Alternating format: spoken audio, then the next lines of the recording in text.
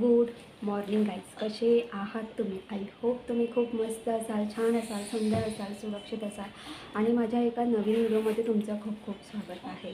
तर तुम्ही बघितलं असेल कालच्या व्हिडिओमध्ये पप्पा आलेले आहेत. तर पप्पांचं काम असं काही नाही, पण आईचं जे औषध आहे ते औषध घेण्यासाठी पप्पा आले होते. सो ह्या सगळ्या गोष्टी आहेत. तर जेव्हाही पप्पा येतात ना तर मी पप्पांसाठी पप्पांच्या आवडीचं काहीतरी करते. तर आज पप्पांना व्हेज बिर्याणी खायची, पनीर व्हेज बिर्याणी म्हणजे पनीर बिर्याणी खायची आहे. तर चला तर मग आता किचनमध्ये पटापट जाऊया आणि पनीर बिर्याणी करायला सुरुवात करूया. आणि खूप दिवस झाले बिर्याणी खाल्ली नाही आहे, तर चला पटापट सुरुवात करूया. तर इथे मी किचनमध्ये आलेली आहे आणि बिर्याणी करायचं बोललं तर अगदी आपल्याला छोट्या छोट्या गोष्टींचा विचार करावा लागतो. आणि बिर्याणी करण्यासाठी अगदीच आपल्याला 3-3.5 तास लागतात. तर मी इथं कुकर घेतलेला आहे. कुकरमध्ये एक जाळीची प्लेट ठेवलेली आहे आणि 2 ग्लास पाणी ॲड केलेलं आहे कुकरमध्ये. तर आधी आपण स्टीम राईस करून घेणार आहोत. आणि ही अगदी अशी सोपी पद्धत आहे बिर्याणी करण्यासाठी. अगदी झटपट जर तुम्हाला बिर्याणी करायची असेल ना तर ही पद्धत नक्की फॉलो करा. तर इथे मी एक छोटा कुकरचा डबा आणि एक मोठा असा कुकरचा डबा घेतलेला आहे. कारण त्या कुकरमध्ये एक छोटा कुकरचा डबा आणि मोठा डबा असे 2च डबे मावले जातात. तर इथे मी दावत राईस घेतलेला आहे, दावत पुलाव. जर तुमच्याकडे बासमती बिर्याणी राईस असेल ना तरीसुद्धा चालेल. आणि आता आपण कुकरमध्ये करतो आहे. तर छान मस्त आपल्याला मोकळा असा राईस करून घ्यायचा आहे. तर जो मोठा कुकरचा डबा आहे ना त्याच्यामध्ये मी पूर्ण 1 वाटी भरून मी दावत हा राईस घेतलेला आहे.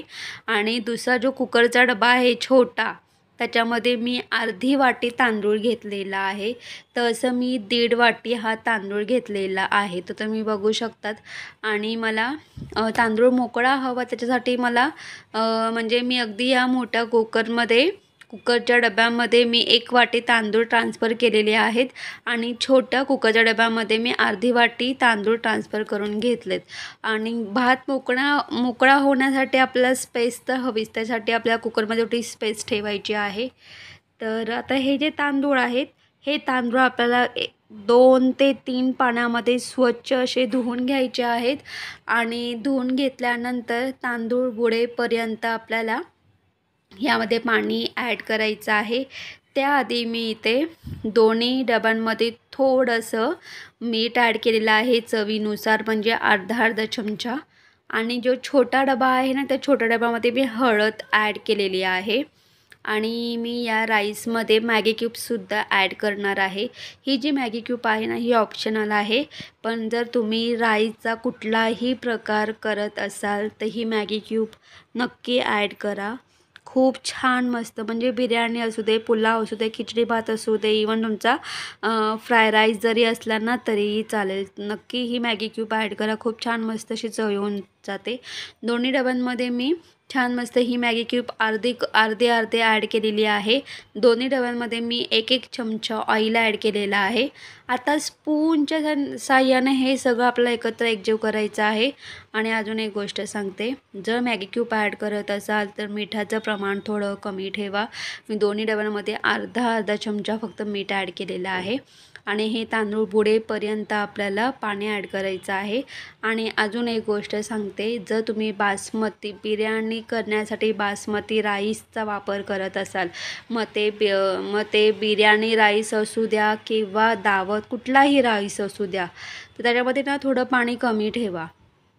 पाणी कमी ठेवल्याने काय होतं माहिती आहे, आपला जो राईस आहे तो पूर्णपणे असा मोकळा होतो. म्हणून मी फक्त तांदूळ बुडेपर्यंतच पाणी ॲड केलेलं आहे.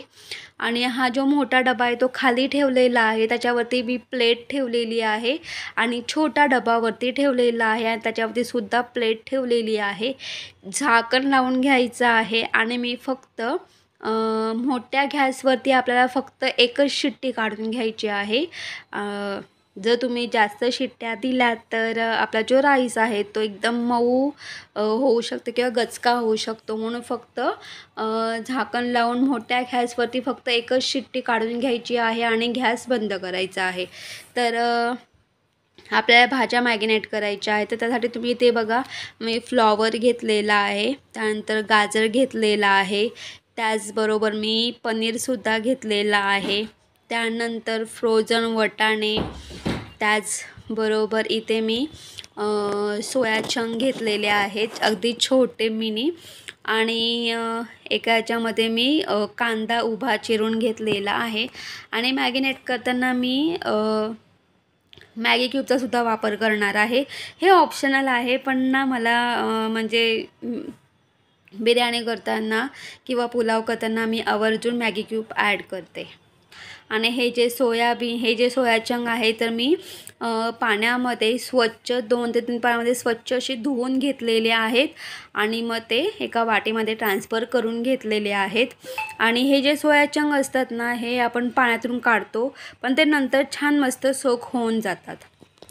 आणि इथे हे जे पनीर आहे तर पनीरसुद्धा मी अगदी बारीक कट करून घेतलेले आहेत अगदी स्क्वेअर साईजमध्ये. तर हे पनीरसुद्धा आपण मॅगिनेट करून घेणार आहोत. आता मॅगिनेट करण्यासाठी आपल्याला मसाला तयार करायचा आहे. तर इथे मी एक बाउल घेतलेला आहे, त्याच्यामध्ये मी लाल तिखट, हळद, गरम मसाला ॲड केलेला आहे, अर्धा चमचा मीठ ॲड केलेला आहे. मीठ ॲड केल्यानंतर यामध्ये जो मॅगी क्यूब आहे ते ॲड करायचं आहे. आणि तुम्ही ते बघू शकतात मी इथे 1 चमचा काश्मीरी म्हणजे आगरी काश्मीरी मिरची पावडर ॲड केलेली आहे. त्याचबरोबर इथे मी 2 मोठे चमचे मी आगरी शाही बिर्याणी मसाला वापरलेला आहे. तर इथे आपल्याला 2 चमचे बिर्याणी मसाला वापरायचा आहे. आणि एकच सांगते की हा जो आगरी शाही बिर्याणी मसाला आहे ना, अगदी एक नंबर आहे, खूप छान मस्त चव येऊन जाते. खरी मजा तर या मसाल्यांमध्येच असते. आता त्याच्यामध्ये मी 2 चमचे ऑइल ॲड केलेला आहे आणि पाऊण ग्लास पाणी ॲड करायचं आहे आणि छान मस्त स्पूनच्या साहाय्याने आपल्याला याची पेस्ट तयार करून घ्यायची आहे. तर तुम्ही इथे बघू शकतात, इथे आपला हा सगळा मसाला तयार झालेला आहे. आता आपण ज्या भाज्या कट करून घेतल्या होत्या त्या भाज्या यामध्ये ॲड करायच्या आहेत आणि ॲड करून किंवा ट्रान्सफर करून छान व्यवस्थित मिक्स करून घ्यायच्या आहेत. आणि एक सांगू का तुम्हाला, मला आणि ज्ञानेशला सोयाबीन खूप आवडतात, पप्पांनाही आवडतात, पण बिर्याणीमध्ये ना हे सोया चंक कुठे जातात ना हे कळतच नाही मुळात. आणि तुम्ही इथे बघू शकता, इथे मी पनीरसुद्धा मॅगिनेट करण्यासाठी ॲड केलेला आहे. पनीर बिर्याणी बोलल्यानंतर खूप जणं वरतून पनीर ॲड करतात किंवा थर लावताना हे करतात, आपलं पनीर ॲड करतात. तर मी वरतून तर ॲड करणारच आहे, प्लस मॅगिनेट करताना भाजी शिजवतानासुद्धा आपण हा भाजीमध्ये पनीर ॲड करणार आहोत. आणि याच्यामध्ये मी खडा मसालासुद्धा ॲड केलेला आहे. व्यवस्थित मॅगिनेट करून झाल्यानंतर झाकण ठेवून आपल्याला 1 तास हे साईडला ठेवायचं आहे. आणि एवढा वेळ नसेल ना 1 तास तर 15 मिनटं ठेवा, काही इश्यू नाही आहे, फक्त 15 मिनटं ठेवा. तर तुम्ही इथे बघू शकतात आपला स्टीम राईस झालेला आहे. आता काय करायचं आहे, तुम्ही इथे बघू शकतात मी फक्त एकच शिट्टी दिलेली आहे आणि कुकरच्या डब्यामध्ये छान मोकळा असा स्टीम राईस झालेला आहे. आता हा जो स्टीम राईस आहे पूर्णपणे मोकळा करून घ्यायचा आहे.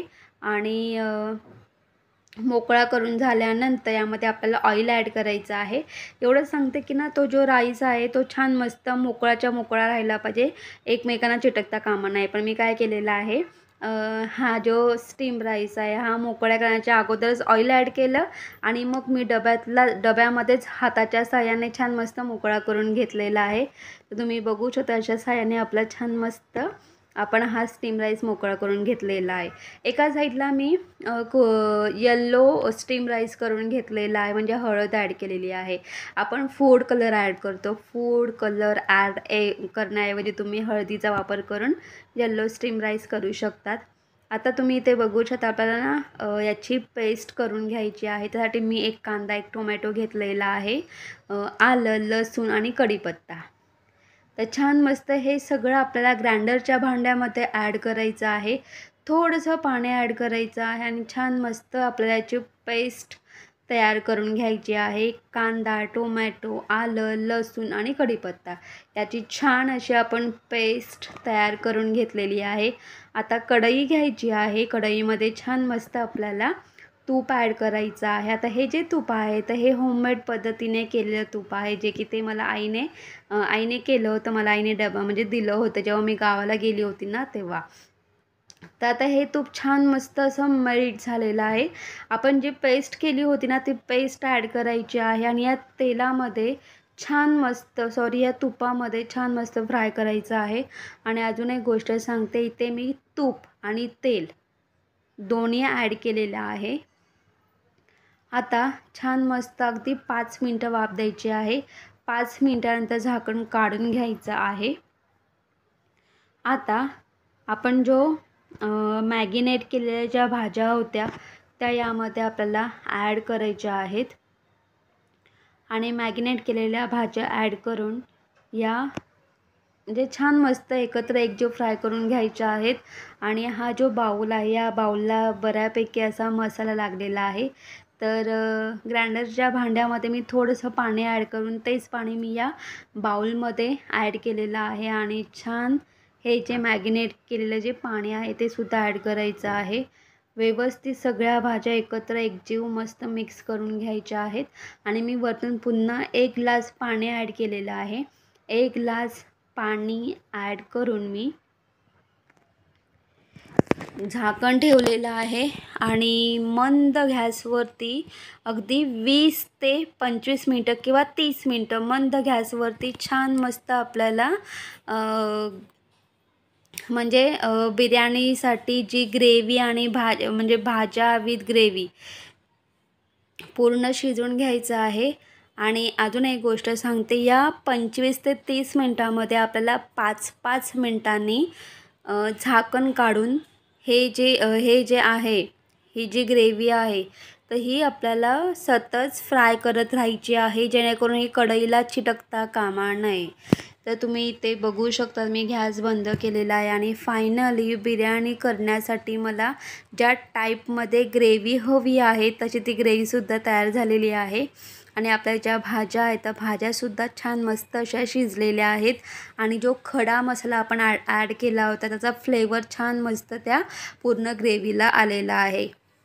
अगदी 20 ते 25 मिनटं किंवा 30 मिनटं मंद गॅसवरती छान मस्त या सगळ्या भाज्या शिजवून घ्या. 30 मिनटानंतर छान मस्त आपली ग्रेव्ही तयार झालेली असते. आणि या 30 मिनटामध्ये 5-5 मिनटं फ्राय करत राहा. मंद गॅसवरती सगळ्या भाज्या मस्त शिजवून घ्यायच्या आहेत. आणि त्याचबरोबर आपला ग्रेव्हीसुद्धा छान मस्त त्यामध्ये शिजते. आता तुम्ही इथे बघू शकता, इथे मी इथे भिड्याचा तवा याच्यावरती मी ऑइल ॲड केलेला आहे. आणि जो पनीर आहे तो पनीर दोन्ही साईडला छान मस्त ब्राऊन होईपर्यंत फ्राय करून घेतलेला आहे. आता आपल्याला काय करायचं आहे, छान मस्त स्क्वेअर साईजमध्ये याचे तुकडे करून घ्यायचे आहेत. मी ते एकीकडे ड्रायफ्रूटमध्ये काजू, बदाम आणि किसमिस, थोडी चारोळी, पिस्ता हे सगळं तेलामध्ये तळून घेतलेलं आहे. खरं म्हणजे बिर्याणीमध्ये काजू, बदाम आणि किसमिस ॲड करतात, पण याच्यामध्ये मी चारोळी आणि पिस्तासुद्धा ॲड केलेला आहे, म्हणजे ॲड करणार आहे. ते सुद्धा मी तेलात तळून घेतलेलं आहे. तर तुम्ही इथे बघू शकता ही ग्रेव्ही आपली थोडी थंड झालेली आहे आणि बऱ्यापैकी याची जाड झालेली आहे. तर आता आपण थर लावूया. तर सर्वप्रथम मी कोथिंबीर ट्रान्सफर करून घेतलेली आहे, छान मस्त पसरून घ्यायची आहे. आणि आपला जो स्टीम राईस आहे तो व्हाईट स्टीम राईस आहे तो थोडा आधी छान मस्त पसरवून घ्यायचा आहे. त्यानंतर येल्लो राईस आहे तो पूर्ण ट्रान्सफर करून घ्यायचा आहे. आणि जो उरलेला जो व्हाईट राईस आहे ना तो याच्यावरती पूर्णपणे छान मस्त थर लावून घ्यायचा आहे. आता ते झाल्यानंतर छान मस्त कोथिंबीर पसरवून घ्यायची आहे. आणि अजून एक गोष्ट सांगते, जर तुम्हाला स्टीम राईस नंतर ग्रेव्ही, पुन्हा स्टीम राईस, पुन्हा ग्रेव्ही आणि पुन्हा स्टीम राईस असे थर लावायचे असतील तर तुम्ही लावू शकतात. तुम्ही तुमच्या आवडीनुसार बिर्याणीवरती तुम्ही थर लावू शकतात. आता मी अगदी झटपट अशा पद्धतीने ही बिर्याणी केलेली आहे. आणि मी जे ड्रायफ्रूट तळले होते ते सुद्धा अशा पद्धतीने मी म्हणजे पसरवून घेतलेले आहेत. आणि मी एवढ्या झटपट अशा पद्धतीने बिर्याणी का केलेली आहे, कारण ज्ञानेशची आज शाळा आहे आणि त्यालासुद्धा शाळेमध्ये जेवून जायचं आहे आणि त्याची 12:30ची शाळा असते, पण तो 12 वाजता जेवतो. तर त्या हिशोबाने मी अगदी पटापट ही अशा पद्धतीने ही बिर्याणी तयार केलेली आहे. आणि आपण जे पनीर आहे जो फ्राय केला तो सुद्धा मी स्क्वेअर साईजमध्ये कट करून घेतला होता, तो सुद्धा अशा पद्धतीने वरती पसरवून घेतलेला आहे. तर अशा पद्धतीने आपली बिर्याणी तयार झालेली आहे. आता मी सिंपल अशा पद्धतीने कोशिंबीर करणार आहे. तर इथे मी कांदा, टोमॅटो आणि बारीक चिरून घेतलेला आहे, प्लस गाजर किसून घेतलेला आहे. कांदा, टोमॅटो, गाजर एका वाटीमध्ये ट्रान्सफर करून व्यवस्थित मिक्स करून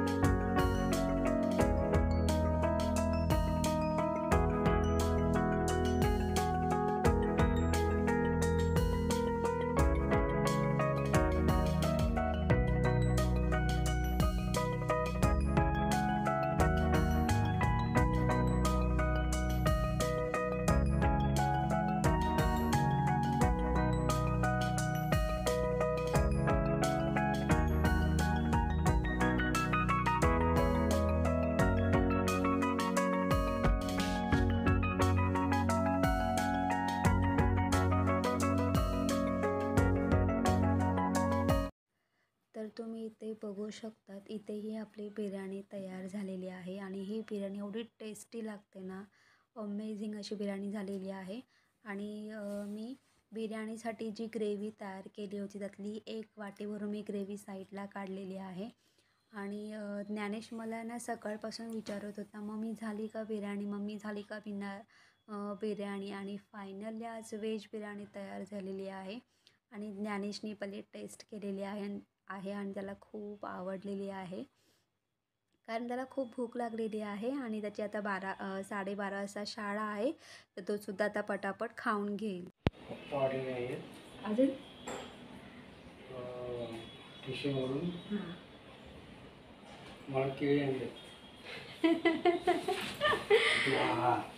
पप्पा कधी तुम्ही बोललात ना माझा व्हिडिओ काढ तेव्हाच चालू केलं. तर तुम्ही बघितली असेल आपली पनीर बिर्याणी तयार झालेली आहे. आणि पप्पा आता जस्ट आले होते, त्यांना कल्याण स्टेशनला काहीतरी काम होतं म्हणून ते म्हणजे त्यांना ना कल्याण स्टेशनला ना काय बोलतात, पाटीदार चहा, ती जी चहा पावडर आहे ना, तर त्याच्यामध्ये पूर्ण ना खडा मसाला मिक्स आहे. आणि म्हणजे त्या चहा पावडरमध्ये चहाचा मसाला मिक्स केलेला आहे. आणि तो जेव्हा ती चहा पावडर आपण चहामध्ये टाकतो तर त्याचा तो चहा आहे तो खूप सुंदर आणि मस्त बनतो, मसालेदार चहा बनतो. तर पप्पांना तसा चहा प्यायला खूप आवडतो. तर पप्पा तेच स्टेशनला तेच ती चहा पावडर आणायला गेले होते. सो आता आलेले आहेत आणि तितक्यातच मी व्हिडिओ स्टार्ट करत होते, तितक्यात पप्पा आले. तर सो ह्या सगळ्या गोष्टी आहेत. तुम्ही बघितलं असेल की मी छान अशा पद्धतीने बिर्याणी केलेली आहे. तुम्हीसुद्धा ट्राय करा. आणि मी जी बिर्याणी केलेली आहे त्या अगदी सिंपल अशा पद्धतीने मी बिर्याणी केलेली आहे, दह्याचा वापर न करता. आता माझ्याकडे दही नव्हता आणि अचानक मला पप्पा सकाळी बोलले की बिर्याणी करशील का. तर मी मग ठीक आहे, कारण पप्पांना बिर्याणी पुलाव हे खूप आवडतात.